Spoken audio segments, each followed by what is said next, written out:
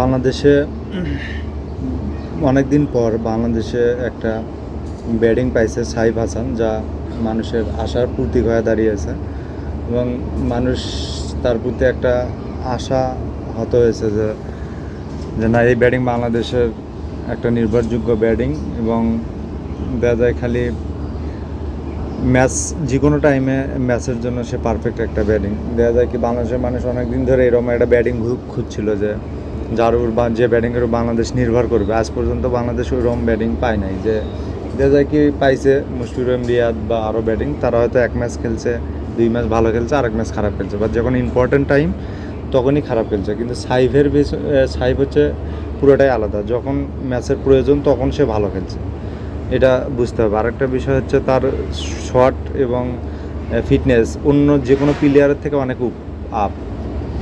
তার খেলার ক্যাটাগরি হচ্ছে এডি ভিলিয়ার্স, কুমার সাঙ্গাকারা, দিলশান, তিলকরত্নে দিলশান, সচিন তেন্ডুলকার। তার খেলার ক্যাটাগরি হচ্ছে এইরকম। আমি হাইপ করে কিছু বলছি না, বাট আমি অনেক খেলা দেখি সেরকম মনে হচ্ছে, বিশেষ করে ব্যাটিং স্টাইলটা দেখে যা মনে হচ্ছে।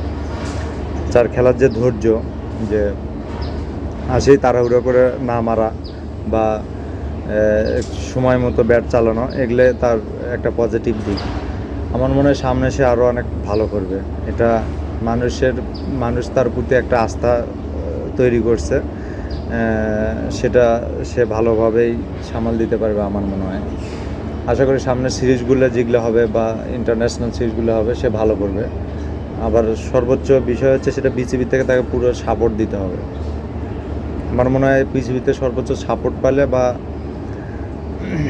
কোনো ঝামেলার মধ্যে না গেলে আমার মনে হয় সে সামনে ভালো কিছুই উপহার দেবে বাংলাদেশকে, আর বাংলাদেশের মানুষের যে একটা আশা সেটা হয়তো সে পূরণ করতে পারে।